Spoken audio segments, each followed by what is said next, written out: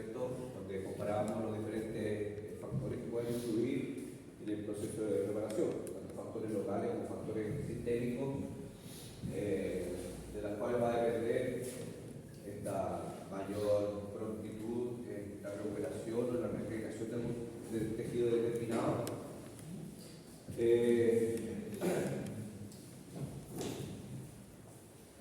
Y que se traduce,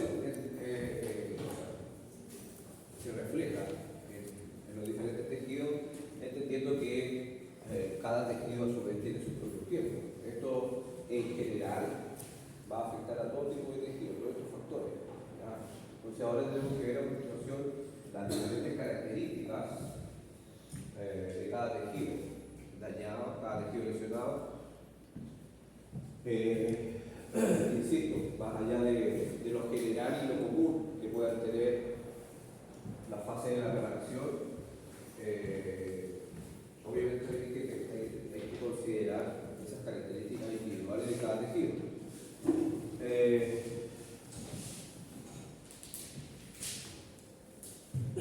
No hay que olvidar que el paciente va a llegar por una orden médica, por un diagnóstico médico, que habitualmente, comúnmente va a ser un diagnóstico basado precisamente en la lesión del tejido dañado. Entonces va a llegar ese paciente con una fractura de tibia, va a llegar ese paciente con un desgarro del recto anterior del cuádriceps, va a llegar ese paciente con una tendinitis o una tendinopatía, no sé, del tendón va a llegar ese paciente con un esguince, ¿ya? El ligamento cuadrilateral de rodilla. Entonces siempre ese diagnóstico médico va a estar fundamentado en el daño visual. Y ahí tenemos que marcar la diferencia, o sea, no marcar la diferencia, no, nosotros creo que existe una diferencia significativa en relación a nuestro diagnóstico. Y obviamente a nosotros nos sirve para nuestro diagnóstico, para poder plantear o desarrollar nuestro plan de intervención. Por lo tanto, el daño visual en sí, el diagnóstico médico pasa a ser un antecedente importante, a tener en consideración cuál es el tejido que originalmente se dañó. Pero va a ser mucho más importante nuestra evaluación y nuestro diagnóstico directo. ¿Por qué recalco esto? Porque recuerden que más allá del diagnóstico médico, la lesión que esté indicando que lo más probable va a estar basado en un examen imaginológico, una resonancia, una ecografía, en un TAC. En ese examen se expresa el tejido más lesionado. Si vemos un esguince, hablamos de una lesión ligamentosa, pero no quiere decir que ese ligamento es el único que está afectado. Probablemente es el que está más afectado. Pero nuestro tratamiento clínico, nuestro enfoque kinésico no está basado solamente en establecer la función o las características y las propiedades de ese ligamento dañado.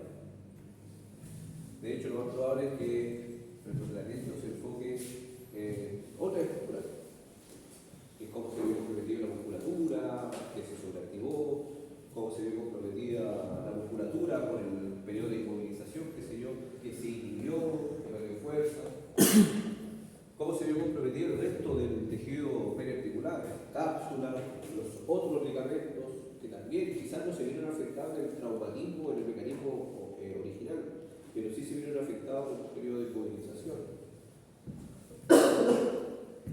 Cómo se ve afectado, por ejemplo, cuando el sistema proprioceptivo, cómo se va a ver afectado el control neuromuscular, cómo se van a ver afectados los patrones de movimiento. Por lo tanto, son muchos otros elementos que nosotros debemos considerar, más allá de la lesión. Yo quiero que tengan bien claro eso. El diagnóstico médico está basado en una estructura, lo más probable es la más dañada, pero no es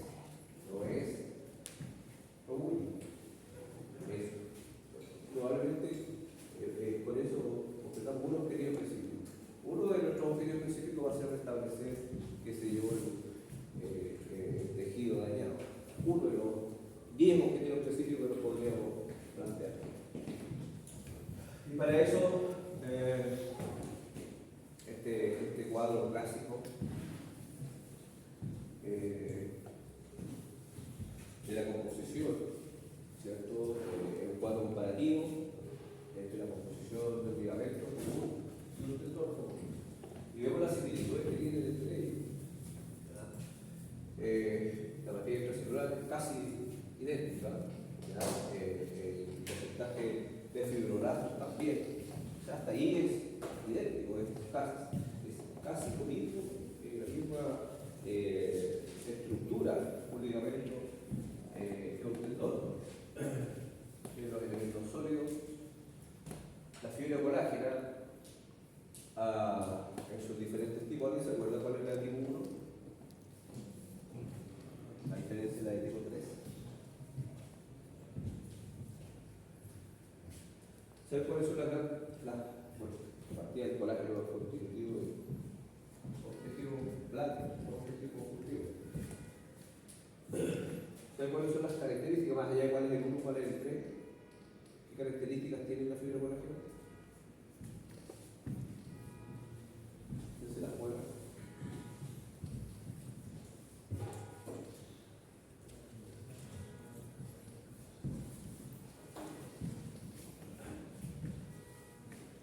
¿Cómo voy a poder yo influir o incidir en el estado y comportamiento mecánico de un tejido?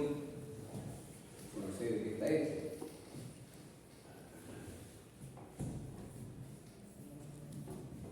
Dentro de las diferentes variantes que hay en la fibra colágena, hay un grupo principal de la fibra colágena que tiene la propiedad de soportar más cargas tensiles, más cargas a la tensión. Y existe otro tipo de colágeno, de fibra colágena, que tiene la capacidad de resistir más a las fuerzas compresivas.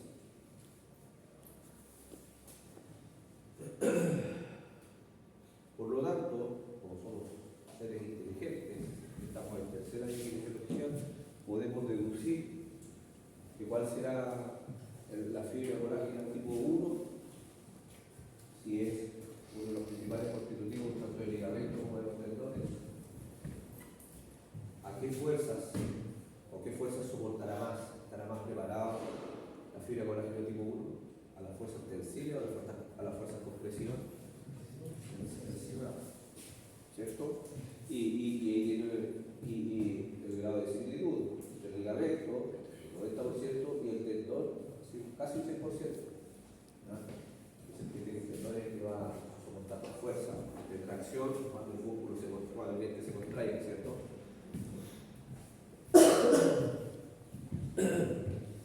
Y pasa lo mismo porque de ahí vamos a ver otros tejidos. ¿Qué otros tejidos podría tener en un mayor porcentaje la fibra colágena tipo 3? Que es la que soporta fuerzas compresivas. ¿Qué tejido, qué estructura puede tener un mayor porcentaje de fibra colágena tipo 3?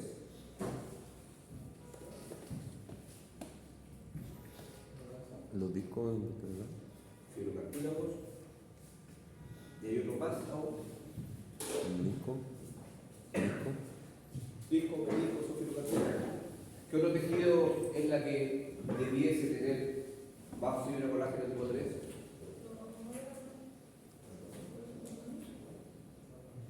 Ahí hay otro tipo de colágeno. No, dentro del aparato como todo. ¿Quién soporta más cargas compresivas? Cartílago articular. Vamos a ver que el cartílago articular está constituido principalmente por fibra colágena tipo 3, porque es el que tiene que soportar cargas compresivas. ¿Ya? Entonces podemos ver las similitudes y por ahí la única diferencia, que tampoco es tanta, se encuentra justamente en la fibra colágena, en la tipo 1. Y es por eso que cuando se hacen plastías, cuando se hacen reemplazos de ligamentos rotos, como en el caso del ligamento cruzado anterior, no se hace un reemplazo por otro ligamento, porque los ligamentos, ¿de dónde vamos a sacar los ligamentos? Salvo que sea una linqueta, de cadáver. Por eso es que es más común que se hace el reemplazo en la cirugía del ligamento cruzado anterior, la cirugía reconstructiva, es sacar una porción del tendón rotuliano o una porción del tendón semitendinoso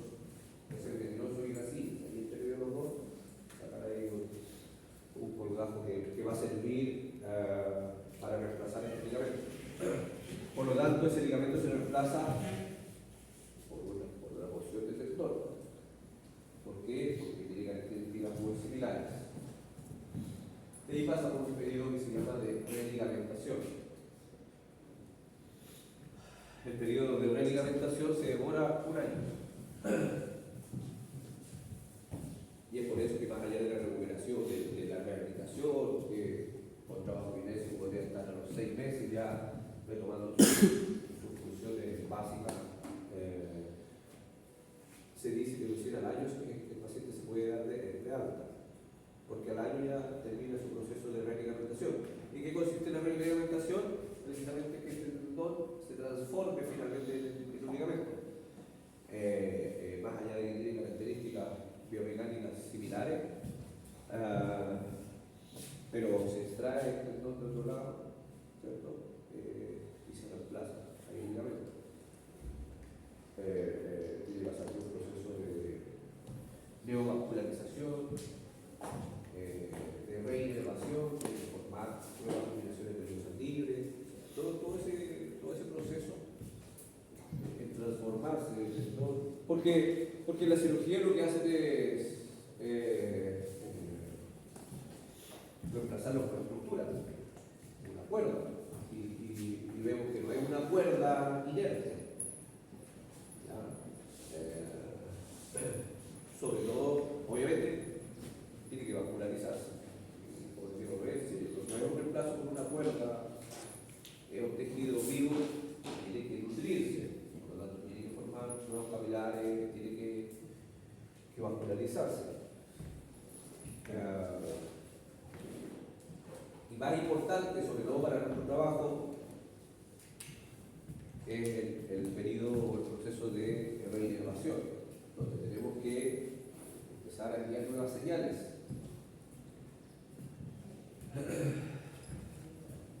No olviden que todos los receptores mecánicos se encuentran principalmente en cápsulas de ligamentos y tendones.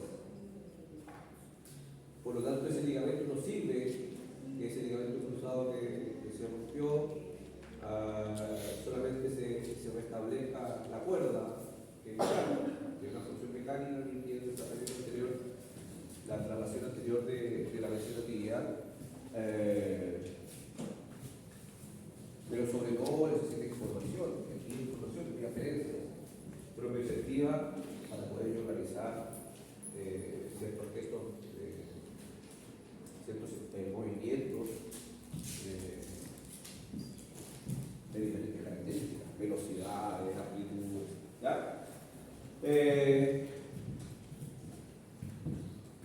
Entonces, ¿qué es lo que hace un tendón?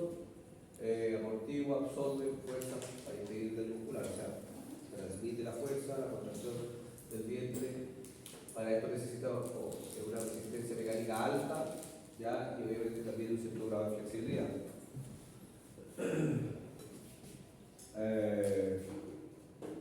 No sé lo que conversaba. La resistencia de la tracción está relacionada con el espesor y contenido del colágeno tipo 1, 5, 6, 7, 8, 9, 10, 11, 12, 13, 14, 15, 16, 17, 18. Pregunta de prueba, no está la mitad del curso. Solo gusta la prueba. He dicho varias veces que nosotros trabajamos la única estructura que nosotros podemos manejar, podemos cambiar de forma, podemos mejorar su condición en la musculatura. Es lo que cambia de forma, es lo que nos permite movernos. Es cierto, necesitamos la integridad de los ligamentos, necesitamos la integridad, obviamente, de la estructura ósea, pero obviamente eso se va a restablecer solo. Y sus propiedades mecánicas también. En cambio aquí depende de nosotros. Si hay una pérdida de fuerza, va a afectar el movimiento, en la calidad del movimiento, y eso depende de nosotros. Si hay un cuadro de un estado de rigidez o pérdida de flexibilidad, también va a cambiar las características del movimiento, la calidad del movimiento, y eso va a depender de nosotros. Por eso que es importante cuando hablamos del músculo, no nos referimos solamente al vientre, a la fuerza, sino que el músculo en su totalidad, con todo su cuerpo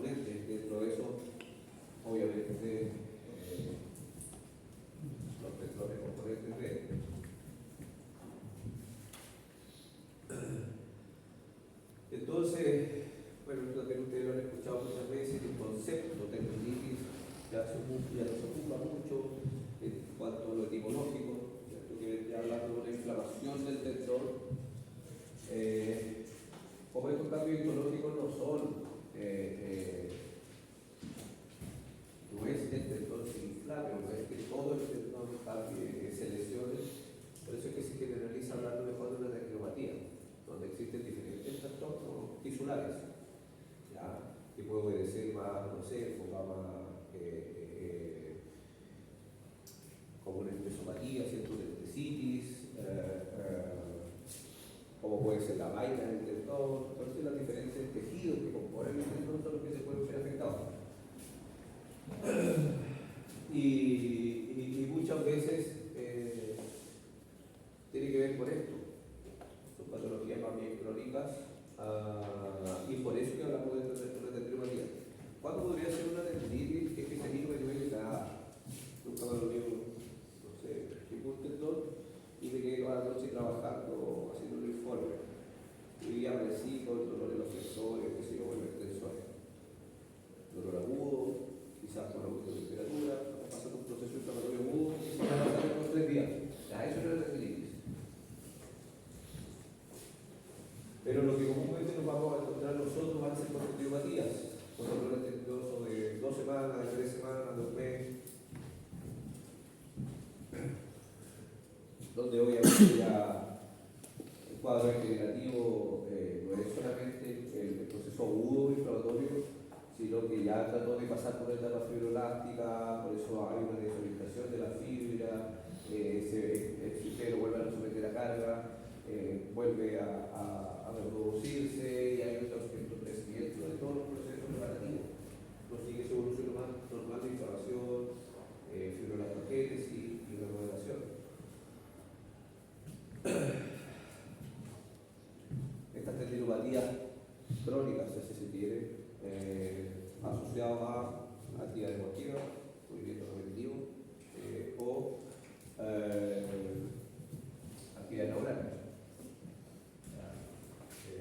Y claro, si tenemos a la persona que trabaja con eléctrico y tiene que estar haciendo instalaciones eléctricas y está gran parte del día con sus brazos sobre los 90 grados, lo más probable es que ese pensamiento subatropial constante va a provocar una degeneración del tendón del supraespinoso, no quiero hablar en general. ¿Ya?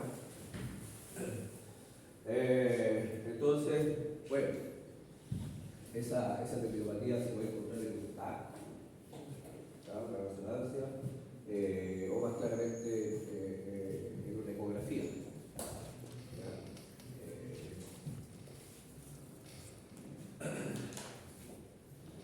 Y las características biomecánicas del ligamento, lo que conversábamos, recibe o soporta tensión en la dirección de la fibra. ¿Ya?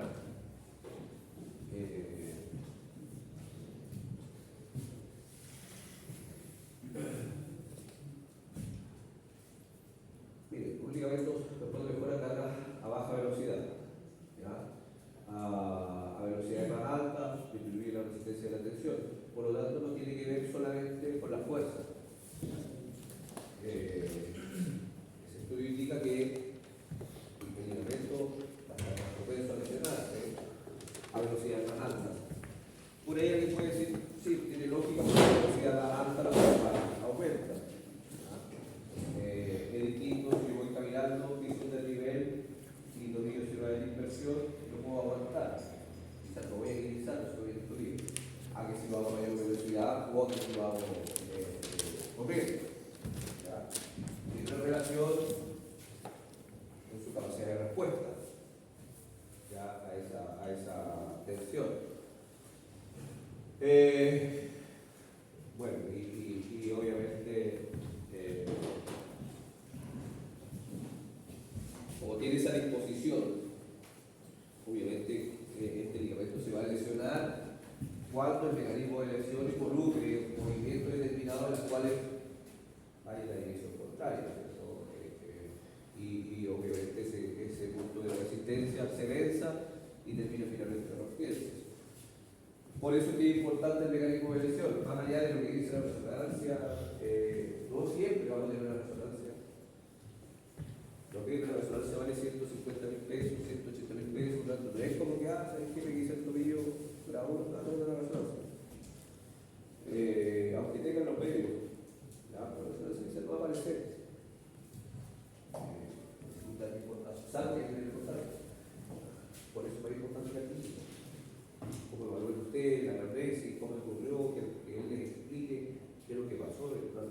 eso nos puede dar señales importantes de cuál fue el impacto de allá. Si ahora, si hay obviamente la evaluación, la palpación y por disposición anatómica, está claro cuál es el ligamento que duele que está viendo, es más fácil poder determinar cuál es la estructura dañada. Que le decía yo también, el otro gráfico clásico que tiene que ver con el límite plástico, ¿cierto? Ese punto de resistencia, que ustedes pueden tensar un ligamento, un tendón, lo tensan hasta que llega al punto máximo y se rompe. La zona de carga que tiene que ver con los procesos preparativos. ¿Ya? Cuando está aquí o cuando esto fue la fuerza ejercida, solamente un ordenamiento de fibra. ¿Ya? Después ya nosotros queremos ser capaces de soportar, de generar cargas, es decir, es importante. ¿Por qué? Porque cuando hay una neoformación de fibras colágenas, recuerden que siempre ese proceso fibroelástico va a ser de forma desorganizada.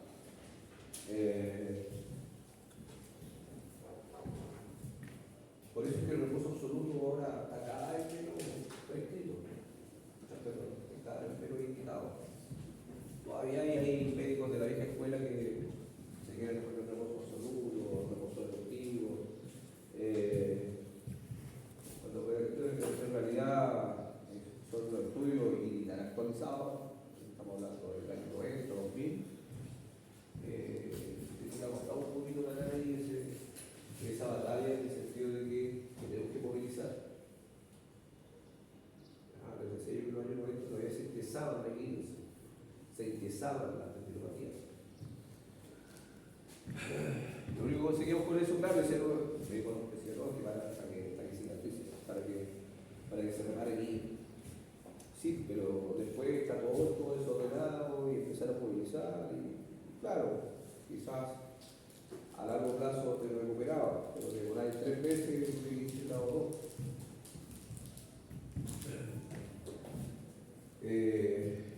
Entonces no es que sea más atrevido, más osado y démosle cuando está evidenciado.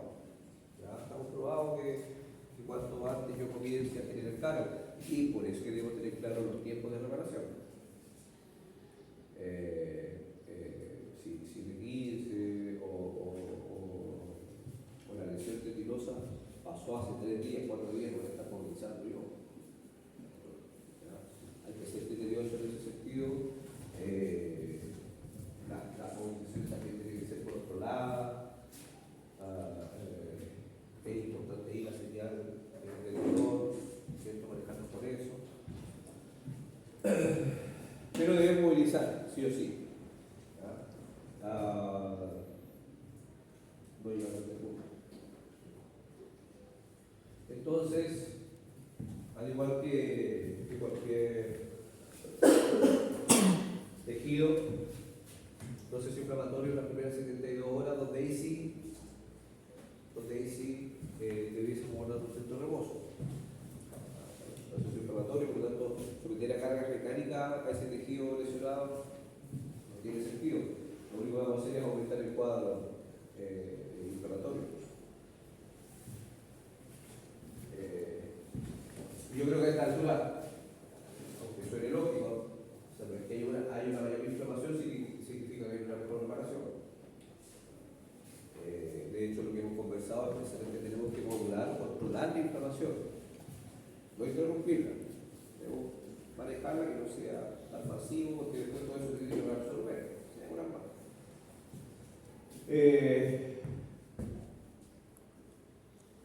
Por lo tanto, claro, la primera 72, 48, 72 horas tiene que ver con esa inflamación, no hablamos de proceso inflamatorio. Por ese aumento de volumen, cambio de coloración. Si posterior a las 72 horas sigue la inflamación, es que, por ejemplo, mi hermana se lesionó hace un par de días, ya iba a 6 y la inflamación sí. Y le recetaron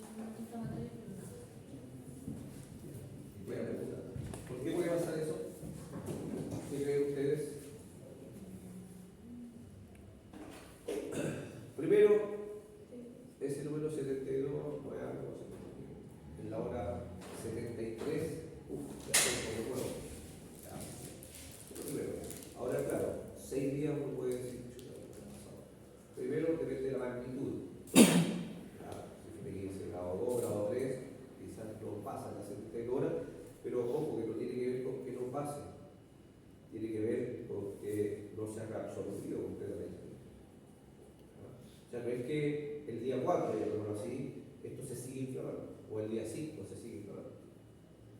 Sino que, claro, es lógico pensar que al tercer día ya no debiese haber inflamación, y no es así.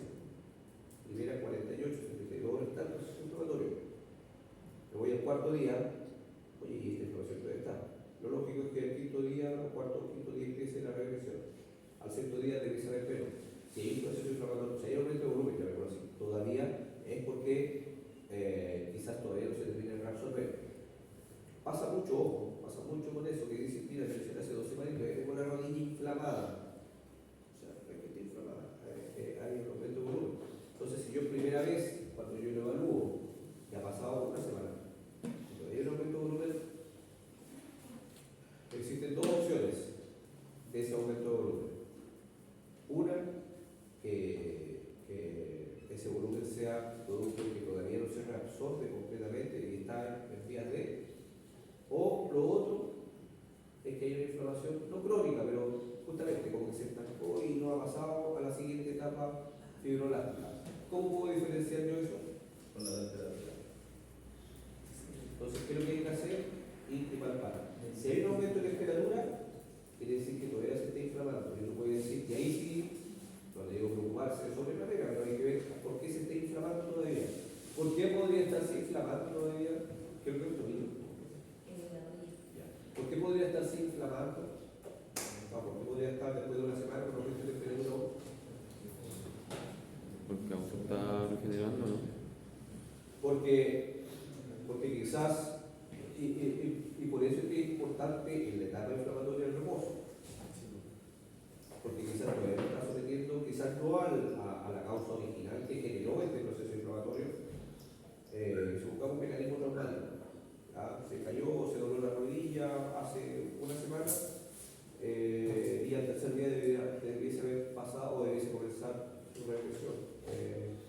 ¿Y por qué sigue un aumento de temperatura? Porque quizás, incluso a veces hasta dormir, uno duerme en condiciones determinadas, y hay pacientes que relatan que despiertan con más dolor o despiertan con mayor volumen. Pero digo, claro, algo pasó en los pies, no se está durmiendo, a veces sin darte cuenta. O, derechamente, cuando se da, cuando no hay licencia médica y hay que seguirse moviendo. Entonces, por eso es que se prolonga. ¿Cuál es el mayor riesgo? Que se haya demorado. En vez de que se solucione en 10 días, se va a demorar un mes. Y así, proporcionalmente va aumentando. Si fue más grave, en vez de que se demore un mes recuperarse, se demora 3 meses.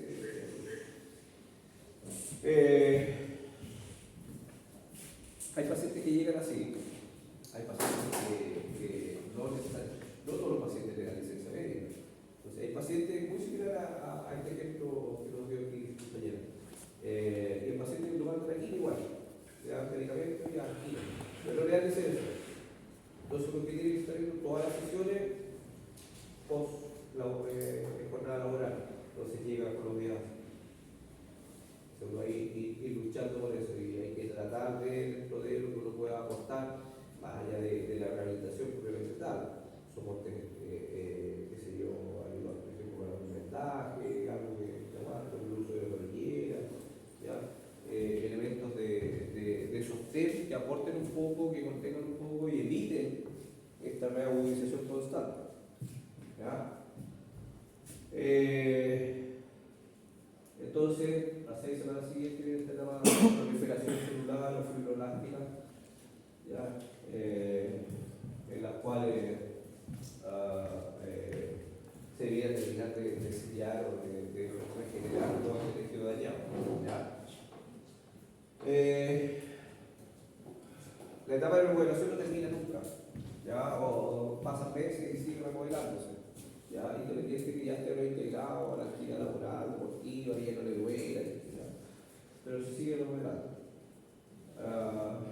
Y siempre se habla de eso, los 12 meses, ya el año, como para decir, ahora sí está completamente restablecido la estructura. ¿Ya? Entonces no olvidar esto, porque aquí es donde nosotros vamos a incidir, ¿ya? Como mecánicamente decíamos que los extremos son malos, no conviene, no nos sirve que esté movilizado un mes, 2 meses, 3 meses,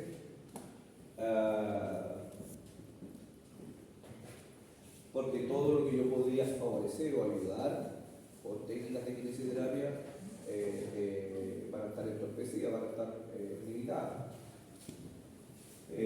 Por lo tanto hay que mover, pero de forma controlada, saber hasta dónde, saber qué movimientos, ¿ya?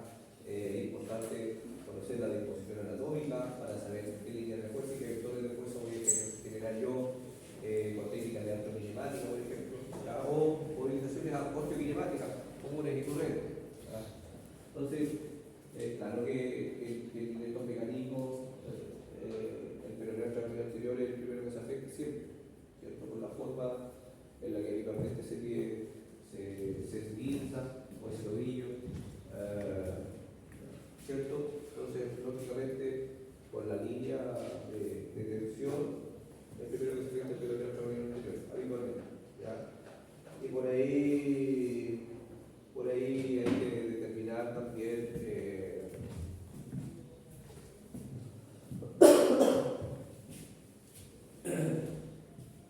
de acuerdo a la mecánica, podemos determinar a la mecánica que me refiero al mecanismo de lesión, podemos determinar cuál es la estructura que está lesionada.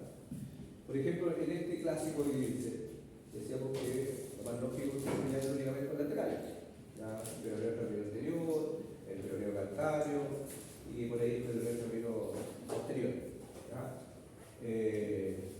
Pero ¿qué pasa si el paciente, claro, yo veo un poco ahí, pero lo veo por acá por medial? ¿Qué puede pasar? ¿Por qué lo veo por medial si uno dice no? Pues si no lo viste los ligamentos laterales, si el tobillo, si se le pasa a él, ¿por qué puede doler por medial? La compresión. Entonces, ya no estaríamos hablando quizás que hay una ruptura por tracción, sino que quizás no sabemos si se rompió o algo, quizás depende de la fuerza, sí, pero por impactación podría generar una sinovitis, podría provocar incluso un pinzamiento de la cápsula, qué sé yo, pero puede generar dolor por inmediato. Entonces ya son otras estructuras. Entonces el paciente llega con qué diagnóstico, esguince de tobillo. Y claro, por la mecánica, por el mecanismo, entonces duele acá. Y si no hacemos una buena evaluación y lo palpamos toda la estructura, todo el contorno, no nos vamos a dar cuenta que quizás el daño mayor o si no lo tomamos, como le digo, no nos damos cuenta, puede que esto no se restablezca. Esto recuerden que va a pasar. Hagan lo que hagan. Esto va a cicatrizar. ¿Ya? Entonces hay muchos que seguramente más de alguno de ustedes alguna vez se quiso el tobillo, fuiste aquí y no, ¿qué le pasó solo? A la semana, a 2 semanas se pasó. Pero algunos cursan ese mismo línea de acción y quedan con un dolor acá. Y dice, pero ¿por qué acá si es por fuera que te dañaste?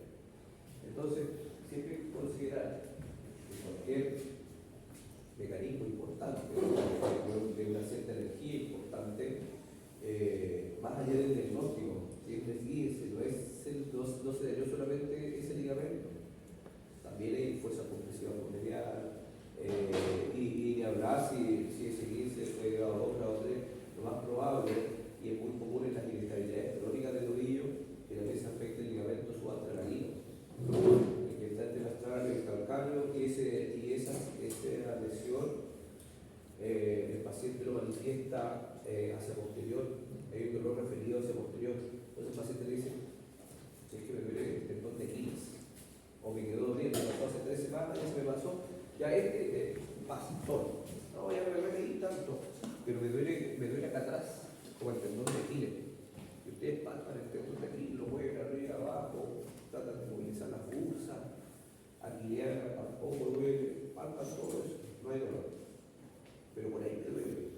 Y tratan de aplicar el dolor y camina, sí, me duele cosas. Ya, ese dolor hacia posterior es un dolor referido por el ligamento interoso, entre la cara y el calcáneo.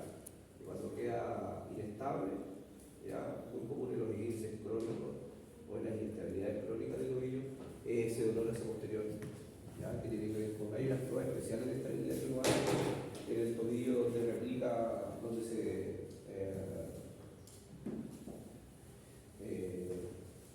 manifiesta ese dolor. Ya una prueba positiva justamente ante esa prueba de estabilidad es que ese dolor aparece y dice, ahí está. Ese es su aquí. Por eso no lo podemos palpar. Lo palpamos atrás y no hay que ver atrás, hay que ver el de aquí.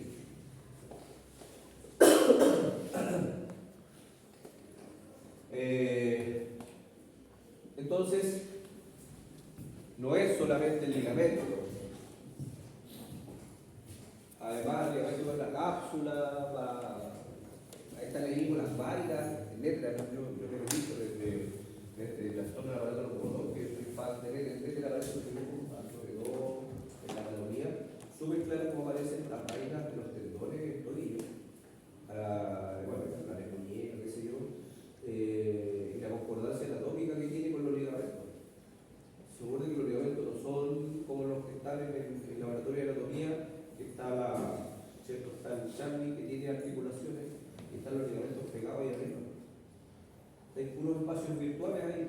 Está el ligamento, está la cápsula, están las bursas, están los tendones ahí, está todo uno al lado del otro.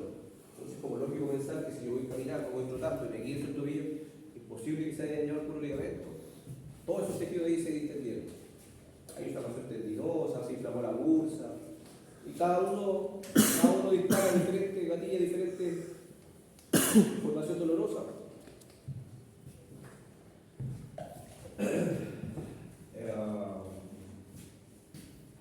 Y todo eso que se dañó, al cicatrizar o al regenerarse, está la posibilidad de que se forme adherencia. Los diferentes planos, los tendones por un lado, las vainas por otro, la cápsula por otro, los ligamentos por otro, cada uno de esos puede generar adherencia. Entonces, ¿qué pasa si el traumatólogo lo manda 2 meses con yeso? Trata de pegar. Entonces, en realidad, hay que hacer movilizaciones controladas, precisamente para evitar todo tipo de adherencia que pueda limitar el movimiento.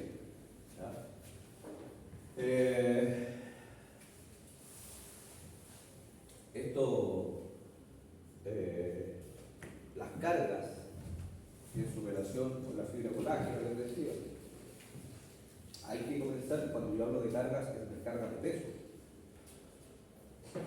La ley de Wolf, claro, relacionado a la estructura ósea, que es lo que queda más claro, ¿cierto? El efecto cómo favorece mecánicamente el generar cargas compresivas. Pero eso también ocurre a todos niveles, tejido blando.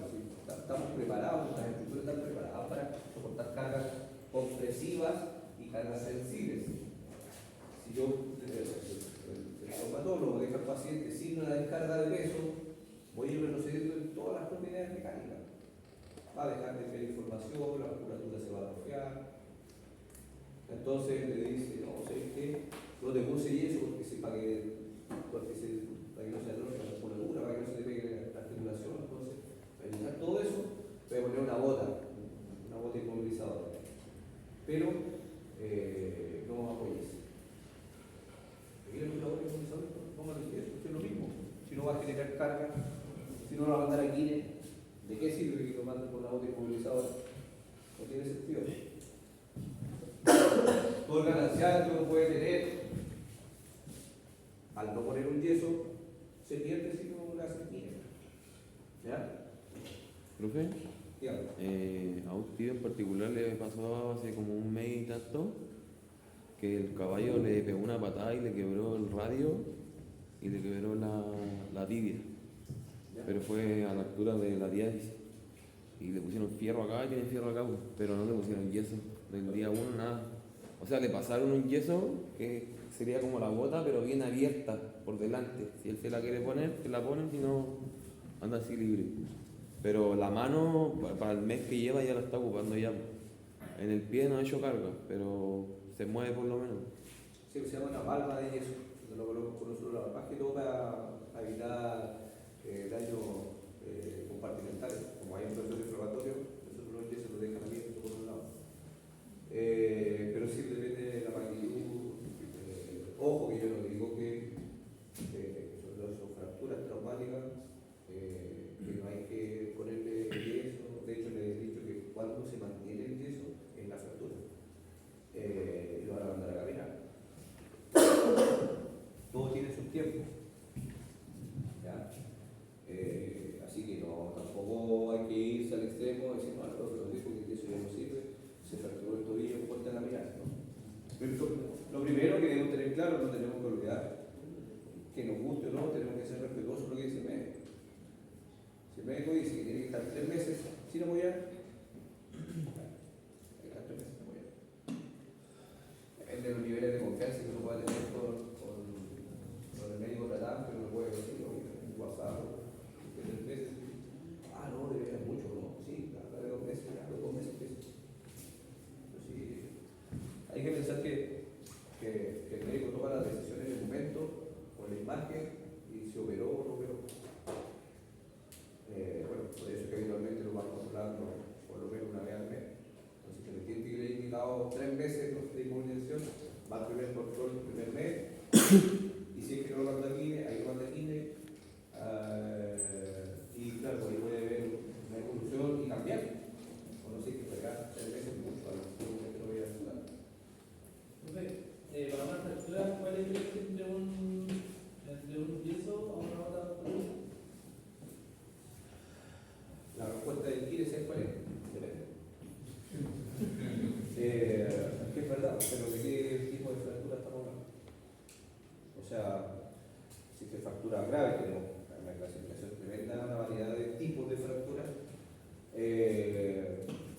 pero sí, habitualmente cuando son fracturas de tobillo, entiéndase una fractura tibia peroné, incluida maléolo y en su amplitud del diámetro tibial asociada a una fractura peroné, habitualmente eso le da un mes de, cuando los operan, obviamente, un mes con hipopote inmovilizadora y error, creo yo, pero no nos mandan aquí, le dan como un mes de reposo. ¿Ya? Y a partir del mes comienzan con la terapia. Hay algunos médicos de confianza que nos mandan de inmediato, pero así como que con hasta freno. ¿Ya? Recuerden que el traumatólogo siempre nos ve a nosotros como que los vamos a mover. ¿Ya? Y por ello, por eso es que le dicen que aguanta un mes después de eso, aquí. ¿Ya? Porque siempre nos ven como sinónimo de que vamos a ir a voltear y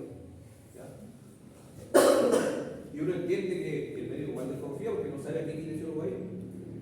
Entonces, por eso, si no tiene una comunicación directa, o sea, si no conoce realmente al kinesiólogo que lo va a tratar, prefiere asegurarse y le da un mes de reposo.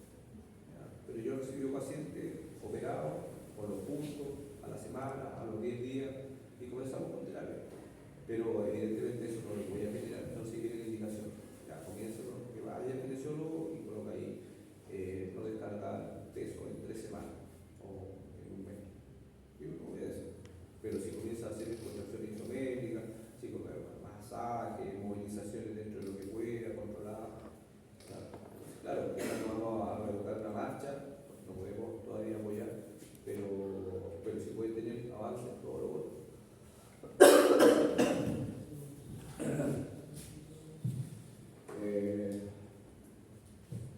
Claro, entonces, ¿por qué el hueso necesita más? Porque obviamente más tiempo, porque obviamente la constitución es más, la rigidez necesita otro tipo de componentes, tiene que mineralizar. Recuerden que también originalmente después de una fractura, proceso inflamatorio, hemorrágico, inflamatorio, proceso de fibrolactogénesis también. Pasa por un periodo de diferenciación, osteoclasto, osteocito. Entonces tiene que ir diferenciándose y para eso necesita su tiempo. Toda esa matriz extracelular se tiene que llenar de minerales que le van a dar esta constitución rígida. ¿Ya? Y por eso es que se habla o sea, sabemos que primero el primer mes se forma el cambio orsulante. Y ahí cuando hay que ser más cuidadoso con la fuerza compresiva, existe la probabilidad que se desalinee. Si es el mayor riesgo que hay a nivel óseo, no una fractura. Por eso es que también el criterio de decisión, si opera o no opera, tiene que ver con la utilización de osteocitos.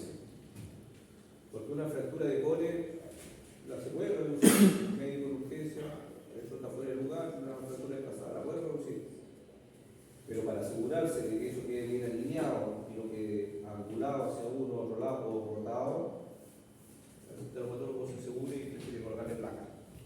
Y que consolide bien, digamos, que no haya riesgo.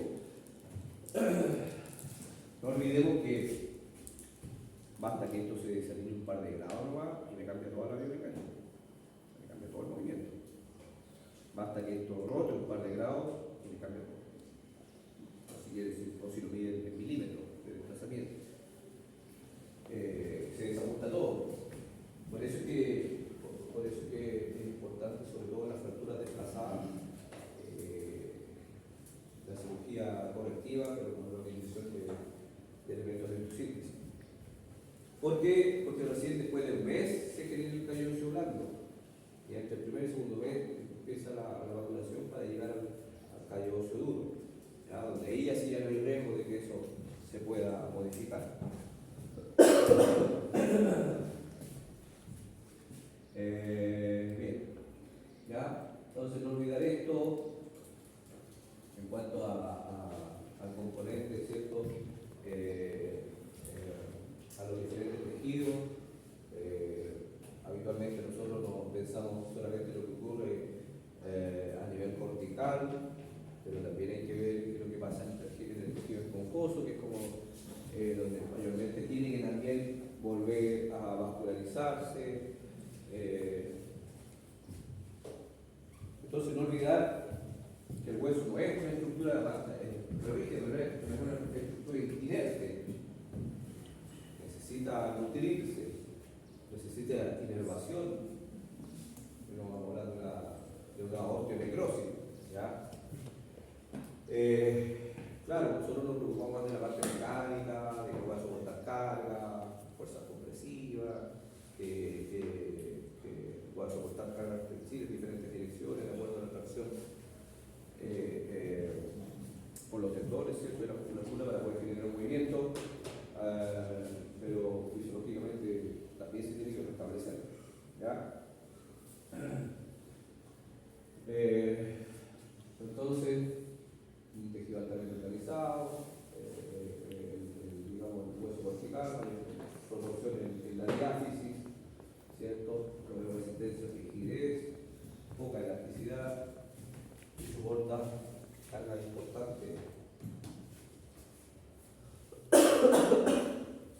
Mientras que el hueso esponjoso es más débil, obviamente, es menos denso, mayormente en las epífisis.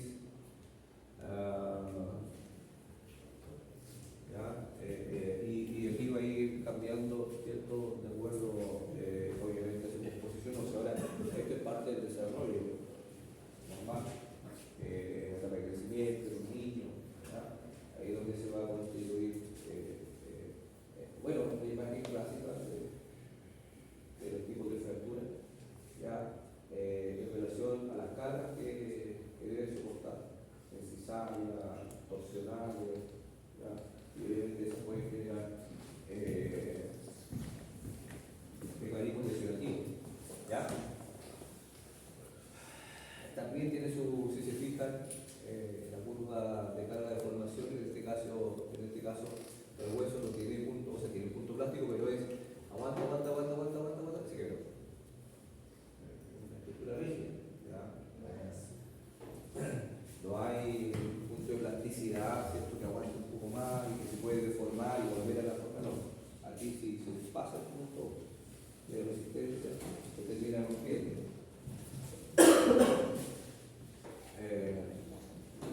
Entonces aquí decíamos que se diferencia un poco en relación a los tejidos comunes, al tejido conjuntivo, ¿cierto? Donde hablamos de 3 etapas, en este caso lo divide en 4. Si se fijan aquí, sí, el proceso inflamatorio puede durar hasta 7 días. Entonces el mayor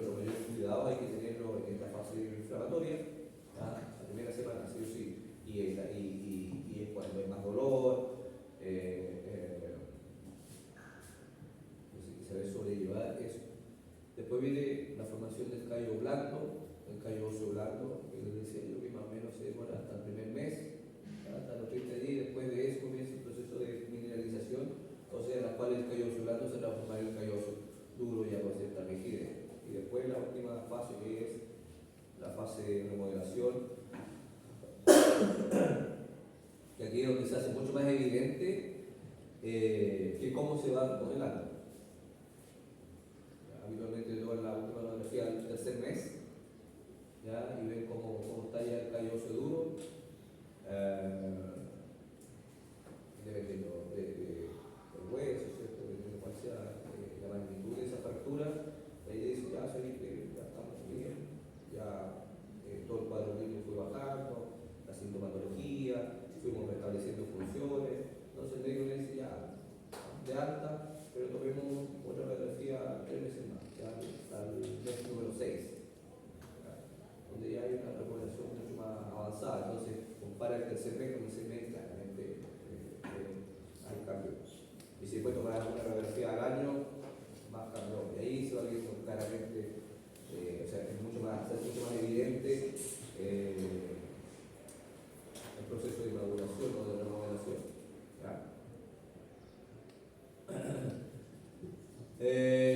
Entonces decimos que esta es la etapa donde hay que cuidar más aún. El proceso de revascularización o de neovascularización. Insisto, la fractura no es solamente que se rompa una tabla.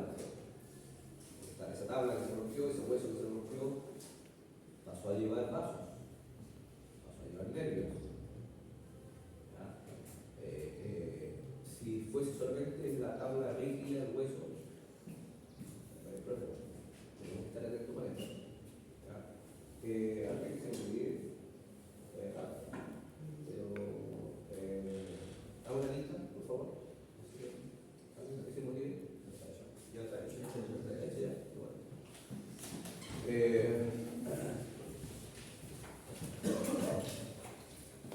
La fase entonces donde hay que tener más cuidado, la primera semana. Primera semana y de ahí la etapa del callo óseo blando.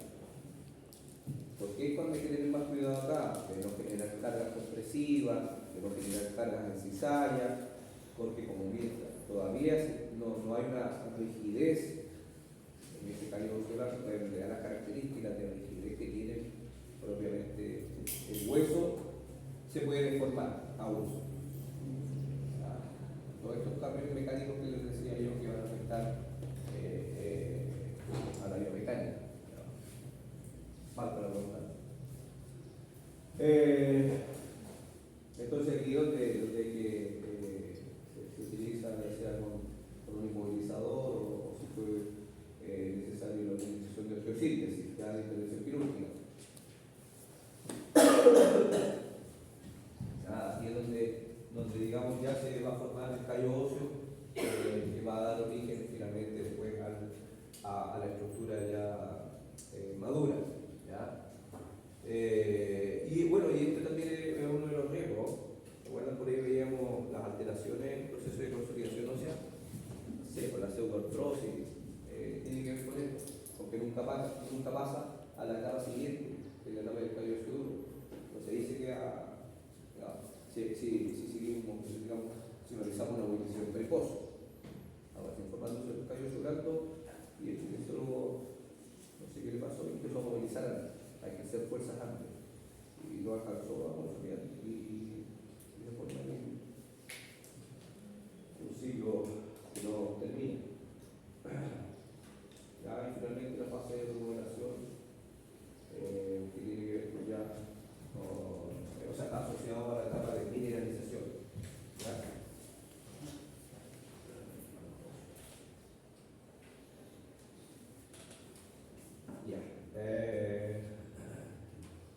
¿De qué depende?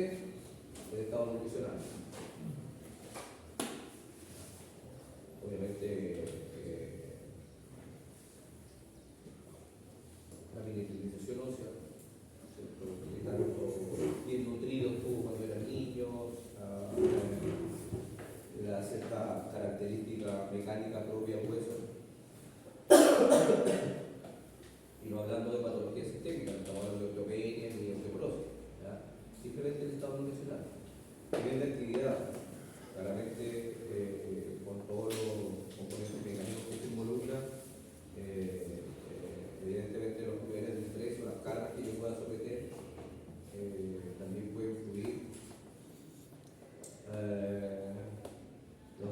estructurales, y aquí sigue estudiar la ley de Wolf. ¿Ya? Sabemos que los huesos van a cambiar de forma de acuerdo a cómo se someten a ciertas cargas compresivas o tensiles, ¿ya? Y esto es hereditario también. Y llegamos acá. Este dibujo es característico. El componente articular. Entonces por ahí dice el tipo de fibra colágena. ¿No dice? Por ahí dice componente de fibra colágena.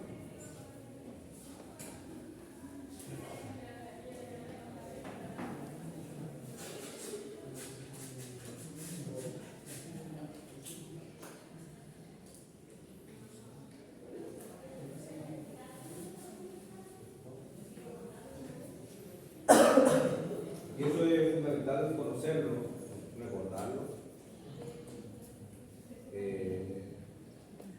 Esto lo aprendieron, empiezan a aprendido en biomecánica de tejidos, anatomía, no sé por ahí. Pero tienen que, si no lo aprendieron, tienen que saber, ¿ya? Los diferentes componentes del cartílago articular. ¿Por qué debo tener claro esto? Porque hay muchos pacientes que van a llegar donde ustedes con una artrosis, un proceso artrósico, el desarrollo, y van a querer que ustedes los mejoren. Entonces, no, el doctor me mandó para acá, porque tengo artrosis. Ya, voy a quedar bien, me voy a mejorar. Ya son respuestas medias. Y yo le tengo que decir, escucha, en realidad estar mejor, vamos a mejorar su condición, pero esto ya no hay solución. Esa artrosis ya no tiene vuelta atrás. Y uno le explica, qué sé yo, que es uno de los tejidos que no se repara. ¿Ya? Eso es importante, porque la zona más profunda, si se fija en la disposición que tiene que ver con que ahí también hay vascularización, aún. ¿Ya? Entonces, por ahí en algún momento se decía, sobre todo ante lesiones traumáticas, decía es mejor si te genera una fractura condral, un hundimiento condral, era que ojalá llegar hasta la zona más profunda. ¿Por qué? Porque al ser vascularizado, en teoría, podría reparar. Mientras que si ese traumatismo generó más en el cartílago más superficial, no había resolución. ¿Ya? Existen de hecho diferentes técnicas quirúrgicas. Una muy común que hace es que cuando existe un proceso artrósico en las capas más superficiales, lo que hacen es unas perforaciones hasta llegar a esta zona para que este sangrado, una especie de costra, y forme un tejido nuevo que reemplace o que cubra un poco todas esas erosiones que se puedan haber generado en el cartílago articular. Ya, lo mismo que ya cuando ese hundimiento óseo o esa lesión traumática llega hasta el hueso subcondral, ¿ya?